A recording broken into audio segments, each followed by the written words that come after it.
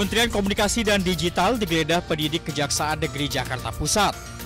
Penggeledahan diduga terkait kasus tindak pidana korupsi pengadaan barang dan jasa pengelolaan Pusat Data Nasional Sementara atau PDNS pada Kementerian Kominfo tahun 2020 hingga 2024. Total anggaran pengadaan PDNS mencapai 958 miliar rupiah lebih.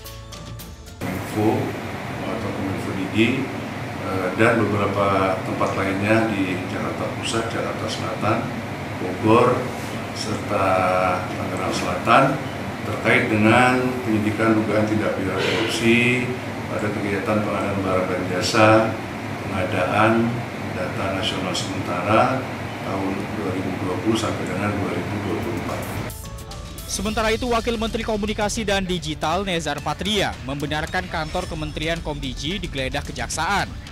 Meski demikian, Nezar mengaku tidak tahu menahu soal kasus tersebut meski ia sudah menjabat sebagai Wakil Menteri sejak 2023.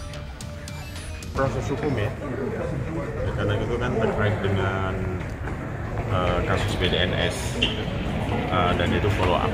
Jadi ya kita serahkan pada proses hukum. Pak, tapi ini kan terjadinya lokusnya itu kan terjadi saat Bapak sudah menjadi Wamen di yang sebelumnya itu ya Pak ya, di kabinet sebelumnya. Nah itu apakah Bapak sebelumnya tidak pernah tahun 2020 ke 2024. Nah itu kan masih bersinggungan gitu Pak sama zaman Bapak di kabinet sebelumnya. Apakah sebelumnya Bapak tidak pernah mencium ada korupsi gitu, ada itu kan berkelanjutan. Nanti dilihat aja di pemeriksaan. Ya. Dari penggeledahan, penyidik menyita beragam barang bukti, mulai dari dokumen, uang tunai pecahan rupiah dan dolar, mobil, tanah, bangunan, serta barang bukti elektronik lainnya yang diduga berhubungan dengan tindak pidana korupsi.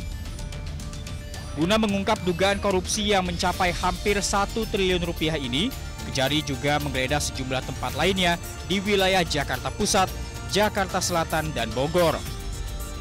Tim Liputan, iNews melaporkan.